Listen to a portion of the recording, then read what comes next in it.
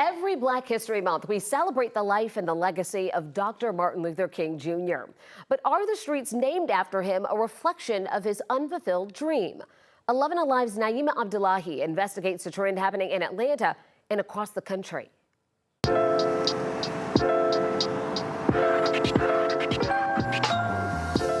I think the greatest thing you can do is build something that lives on beyond your years.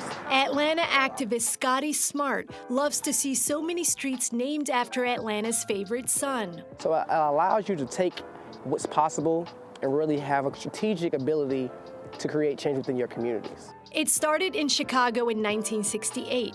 Now researchers mapped more than 1,000 MLK streets worldwide. Because a lot of times you put a street name there, but what work is really being done but after the street name?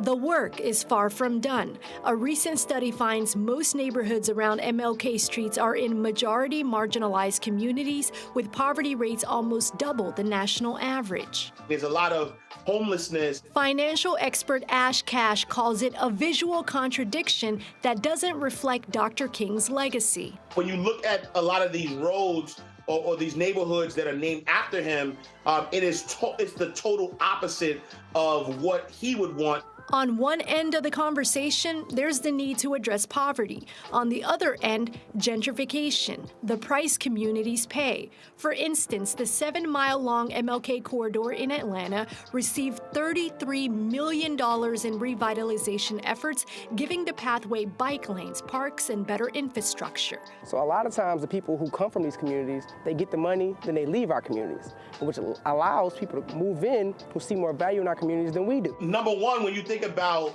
the wealth gap, there is it continues to widen because of the lack of ownership in our community. Research shows that Atlanta is the worst city for income inequality. The median household income for a Black family in Atlanta is about $28,000 compared to around $83,000 for a white family, according to the Atlanta Wealth Building Initiative.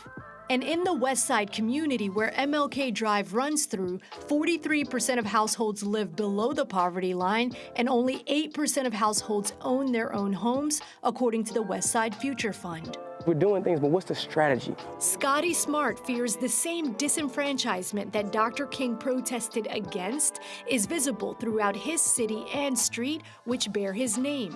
When his birthday comes up, when Black History Month comes up, everybody is loving his work. Addressing the big picture of preserving what the name stands for, Smart says, is a marathon. So we can't keep thinking it's going to be a microwave overnight solution.